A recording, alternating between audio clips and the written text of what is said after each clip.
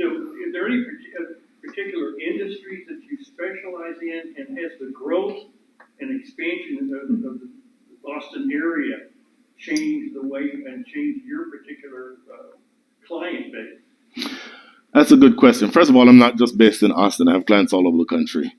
I just recently completed a valuation for a client in Alaska, so I'm not sure how they found me, but I didn't complain.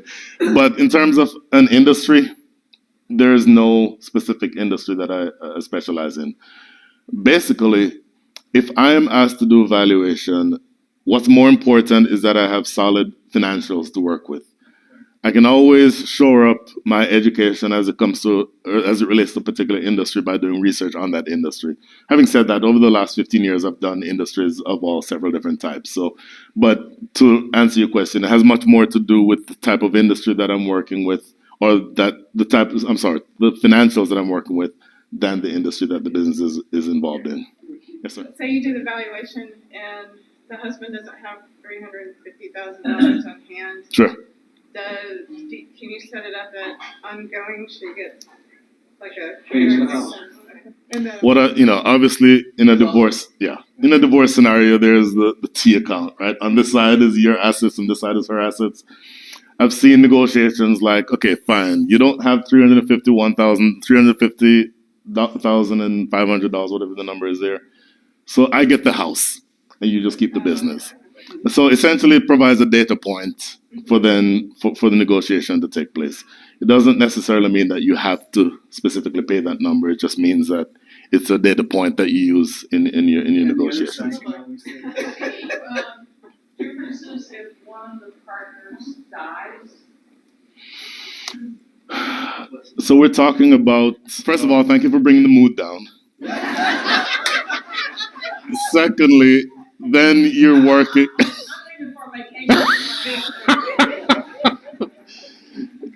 Then you're talking about, having to clear an estate, and there's completely different issues involved. Usually, in a case like that, I work directly with the attorney or whoever the executive of the estate is, and the information that's required. Sometimes, there's a stipulation in the partnership agreement that says if this partner dies, this is what needs to happen. So again, it's certainly a valuation that needs to be done, but exactly the approach that I take depends, number one, on what the specific legal issues are, and then number two, what the partnership agreement says. Any last questions? Yes, ma'am. Just a comment, if you were asked to evaluate Twitter today, would you want to do that? If I was asked to value Twitter, would I want to? Software companies the valuations obviously can be wildly different from any typical valuation analysis. If you just look at the actual numbers in terms of what revenue they generate, the value that is stated, number one, is well in excess of any reasonable multiple. And then number two, can be changed with a single tweet. So it's such, and I won't get into the details on that, but it certainly can be something that is impacted by the vagaries of the specific individuals involved. Would I want to be the person who's asked to do it? Yes, because I could charge a whole lot of money. But generally, those numbers can be all over the place. Final questions? Nope. Thank you very much, everybody.